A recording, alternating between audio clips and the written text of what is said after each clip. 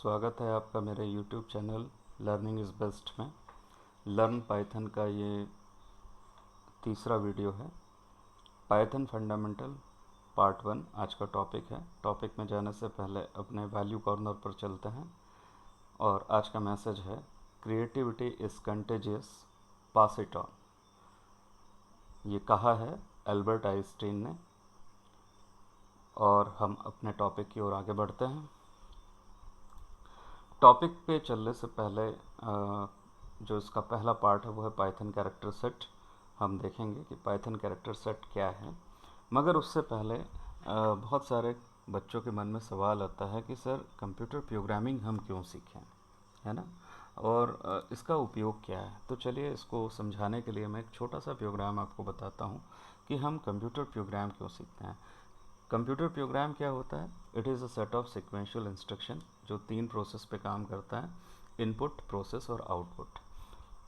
अब देखने के लिए चलिए मैं एक छोटा सा प्रोग्राम, ये पाइथन का मैंने आइडियली शेल ओपन कर लिया है और इसमें मैं एक छोटे से प्रोग्राम को डिस्कस करता हूँ। प्रोग्राम मैंने पहले से बना लिया है। प्रोग्राम का नाम है लूप और हार्डली ये मुश्किल से 3 लाइन का प्रोग्राम है और 3 लाइन के प्रोग्राम को मैंने लिखा हुआ है। अगर मैं बच्चों से बोलूं कि सर बच्चों आपको 1 से लेकर 10 तक की गिनती प्रिंट करनी है और अपने नोटबुक में लिखना है, तो बच्चे कहेंगे ये सर कौन सी बड़ी बात है, लिख सकते हैं, 1 मिनट लगेगा या 30 सेकंड लगेगा लिखने में, और वो फटाक से लिख देंगे। फिर मैं अगर बच्चों से बोलूँ कि नहीं, अब आपको 1 से लेकर 100 तक की गिनती लिखनी है, तो बच्चे कहेंगे ठीक है सर लिख लेंगे, मगर कम से कम 5 मिनट तो दें आप हमें। तो ठीक है, मैंने कहा 5 मिनट में लिख सकते हो, कोई बात नहीं, वो लिख सकता है। फिर अगर मैं बच्चों से कहूँ कि नहीं 1 से 1000 तक लिखनी है, फिर बच्चे कहेंगे अरे लिख तो लेंगे सर, पर अगेन टाइम लगेगा, कम से कम 10 मिनट। अब बात आती है स्पीड की, है ना। 3 लाइन का कोड लिखा है मैंने और इस 3 लाइन के कोड से मैं 1 से 1000 तक की गिनती को फ्रैक्शंस ऑफ सेकंड में लिख सकता हूँ। कैसे? चलिए इसको रन करके देखते हैं।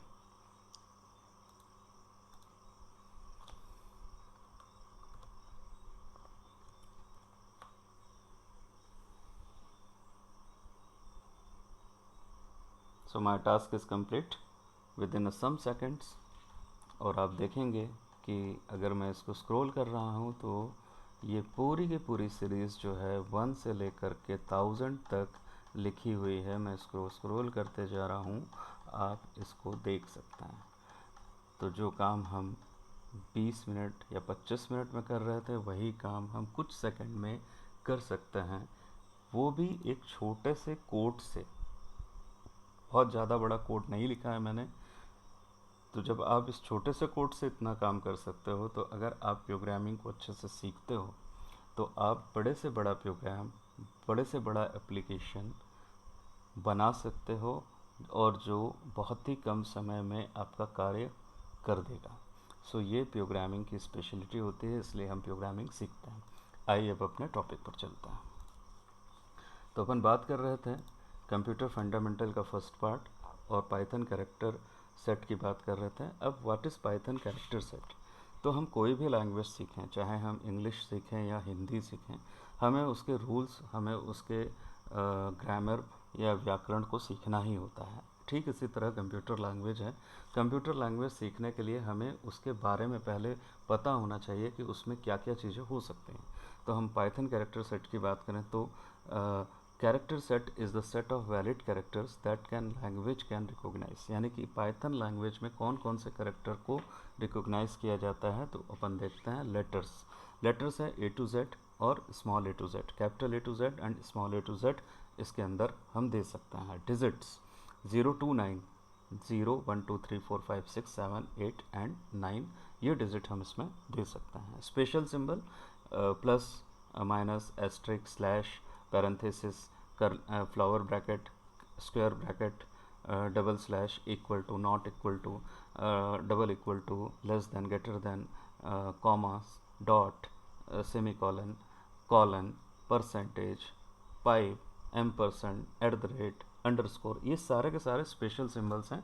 आप इन सारे स्पेशल सिंबल्स को देख सकते हो। ये सारे स्पेशल सिंबल्स हमको पाइथन कैरेक्टर सेट में मिलेंगे और जब हम पाइथन स्टेटमेंट को लिखेंगे तो इन सारे स्पेशल सिंबल्स का भी प्रयोग होगा या नहीं, हम अभी चेक करेंगे। जब हम प्रोग्रामिंग लिखेंगे, प्रोग्राम स्टेटमेंट लिखेंगे, तो हमें समझ में आएगा कि हम इसका यूज़ कर रहे हैं। Then white space, blank space, tab, carriage, return, new line, form feed, these all the white spaces which we can use in the Python character set. Other characters, तो Python can process all ASCII and Unicode character as a part of data or literal. तो जितने भी ASCII codes हैं, जितने भी Unicode characters हैं, ये सब के सब पार्ट ऑफ डेटा और लिटरल मतलब जो वेरिएबल हम यूज़ करते हैं, या हम ये कह सकते हैं कि जितने टाइप्स के न्यूमेरिक वैल्यू, फ्लोटिंग वैल्यूज़ या स्ट्रिंग वैल्यूज़ या अदर वैल्यूज़ को हम जो यूज़ करते हैं, उनमें आस्की और यूनिकोड कैरेक्टर्स का यूज़ किया जाता है। आगे बढ़ते हैं। Now a very important part, Python tokens. So what is tokens? Tokens is nothing. The smallest individual unit in the program is known as token, or it's called lexical unit also. So Python has the following tokens. Number one is keywords. Second one is identifiers or name. Third one is literal, and fourth one is operator, and fifth one is punctuator. So these five are called Python tokens. यानी कि वो components जिनसे मिलकर के एक programme का unit या एक प्रोग्राम मिलकर बना रहेगा, वो सारे के सारे कहलाएंगे आपके टोकन्स। तो टोकन में सबसे पहला है keyword. What is keywords? Keyword is a word having a special meaning reversed by the programming language, sorry, reserved by the programming language.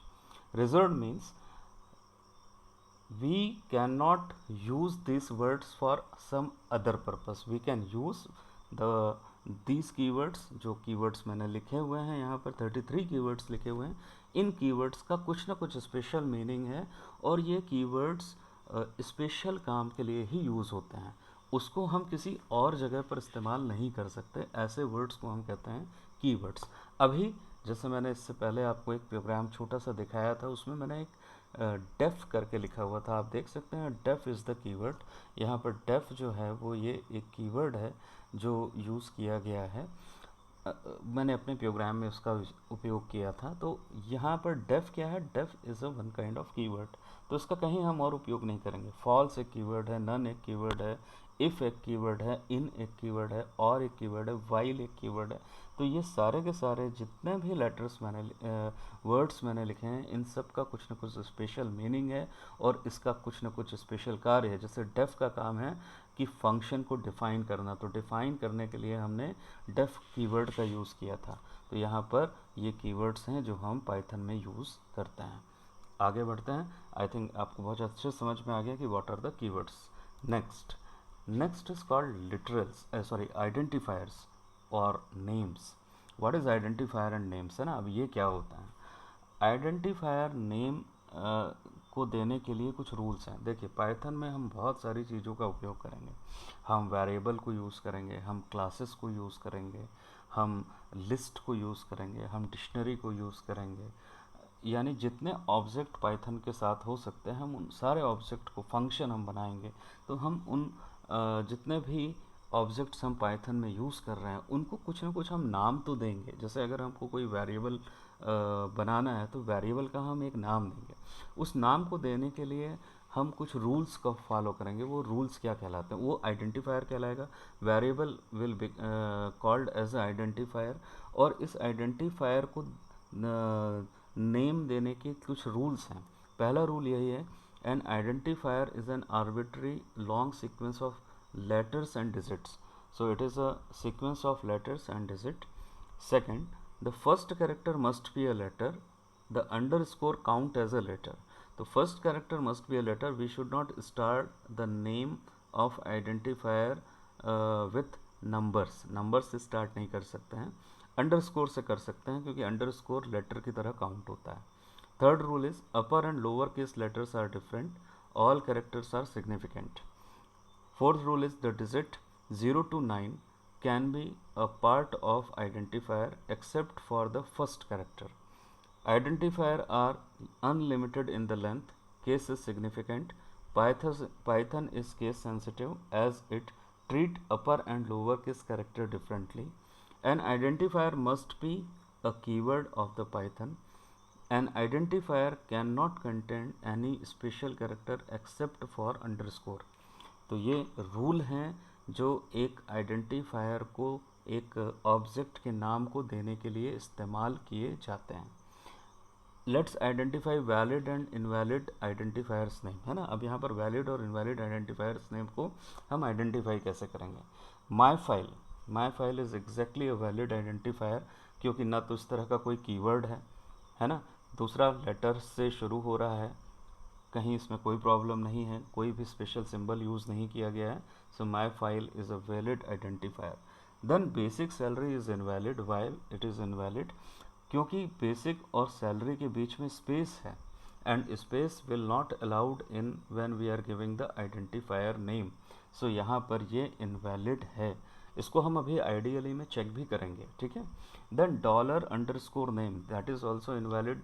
Dollar is a special symbol और रूल हमारा कहता है कि special symbols are not allowed, तो ये भी invalid है. Underscore 1 2 3, this is a valid identifier. Why it is valid. अब आप कहोगे सर ये तो नंबर तो लिखा है यहाँ पर शुरू हो रहा है किससे, अंडरस्कोर से, तो underscore count as a letter की तरह काउंट होता है, तो ये एक वैलिड आइडेंटिफायर है. देन माई डॉट फाइल, तो माई डॉट फाइल यहाँ पर डॉट स्पेशल सिंबल लग गया है, तो ये इनवैलिड हो गया है, ये आइडेंटिफायर वैलिड नहीं है. Then capital BREAK, break. अब आप कहोगे सर ब्रेक तो कीवर्ड था, मगर आप कह रहे हो कि ये आइडेंटिफायर वैलिड है. तो yes, why it is valid, क्योंकि Python is a case sensitive language. Break small letter में जब लिखा होता है तो वो कीवर्ड होता है, मगर जब ब्रेक कैपिटल लेटर में B कैपिटल लिखा हुआ है तो यहाँ पर ये आइडेंटिफायर लिया जा सकता है. इफ़ इनवैलिड है क्योंकि इफ़ एक कीवर्ड है. वाइल इनवैलिड है क्योंकि वाइल भी एक कीवर्ड है. 1 2 3 4 भी इनवैलिड है क्योंकि 1 2 3 4 आइडेंटिफायर नेम नहीं हो सकता, इसका पहला लेटर हमेशा अल्फ़ाबेट होना चाहिए. अंडरस्कोर @ 1 2 3 इनवैलिड है. शुरू तो अंडरस्कोर से हुआ है, मगर यहाँ पर @ साइन का यूज़ कर लिया है जो कि इनवैलिड है. स्पेशल सिंबल को एज ए आइडेंटिफायर नहीं लिया जा सकता है. First underscore name is valid identifier, क्योंकि अंडरस्कोर जो लगा हुआ है ये गैप को ख़त्म कर दे रहा है, मगर अंडरस्कोर को लिया जा सकता है एज ए लेटर, इसलिए first underscore name valid identifier है. चलिए अपन इसको आइडियली में चेक कर लेते हैं कि ये वैलिड है या नहीं. तो मैं आइडियली ओपन कर लेता हूँ. यहाँ पर मैंने इसको ओपन कर लिया है. अब देखिए, naming rule is very simple. किसी भी वेरिएबल का नाम कैसे देंगे. अगर वेरिएबल हम ले रहे हैं तो वेरिएबल के अंदर हम कोई वैल्यू को भी असाइन करते हैं. जैसे एक सैम्पल के लिए मैं आपको बता दूं, a = 10 मैंने लिया, तो यहाँ पर a एक वेरिएबल का नाम है और उसमें मैंने वैल्यू 10 असाइन कर दी है. जब मैं a लिख करके एंटर करूँगा तो मुझे शो करेगा कि इसकी वैल्यू 10 है, मगर यहाँ a एक वैलिड आइडेंटिफायर है ना. मगर अगर मैं लिखूँ बेसिक, मैं आपको एग्जाम्पल बता रहा हूँ, है ना, बेसिक SALARY सैलरी = 10, तब आप देखेंगे कि ये एरर शो करेगा. क्यों? क्योंकि बेसिक स्पेस सैलरी मैंने दिया हुआ है और स्पेस इज़ ए इनवैलिड, तो यहाँ पर ये एक इनवैलिड आइडेंटिफायर है. जब मैं अंडरस्कोर लगाता हूँ तब ये वैलिड हो जाएगा और ये वैल्यू को स्टोर कर लेगा. तो बेसिक सैलरी = 10, ये अब एक वैलिड आइडेंटिफायर हो गया. 1 2 3 4 = 10, ये भी इनवैलिड है क्योंकि can not assign to the literal, ये एक मैसेज आ रहा है क्योंकि ये सही वेरिएबल का नाम नहीं लिखा गया है. ठीक इसी तरह माई डॉट फाइल, ये मैं सब आपको ये बता रहा हूँ कि ये वैलिड और इनवैलिड क्यों हैं. तो यहाँ पर ये वेरिएबल भी इनवैलिड है क्योंकि डॉट लगा दिया है मैंने, dot is the special symbol. Similar way अगर हम @_ 1 2 3 = 10 ले रहे हैं तो भी ये इनवैलिड आएगा, क्योंकि अंडरस्कोर तो ठीक है but @ is the special symbol, that is also not allowed in the Python programme. तो आप देख सकते हैं कि पाइथन प्रोग्राम में जो आइडेंटिफायर, एक यहाँ मैंने वेरिएबल के लिए ये रूल इस्तेमाल किया है, ऐसे ही हम किसी भी अन्य ऑब्जेक्ट के लिए भी आइडेंटिफायर नेम के रूल्स को फॉलो करेंगे। यहाँ पर मैंने वेरिएबल के लिए किया हुआ है। बहुत सिंपल चीज़ें मैं आपको प्रैक्टिकली भी करके इसलिए दिखा रहा हूँ। फिर एक और रूल था जो मैंने आपको भी इसमें नहीं बताया है, वो ये है कि स्पेस का तो हो गया। हाँ, कीवर्ड का हम चेक करते हैं कि कीवर्ड क्यों नहीं लेता है।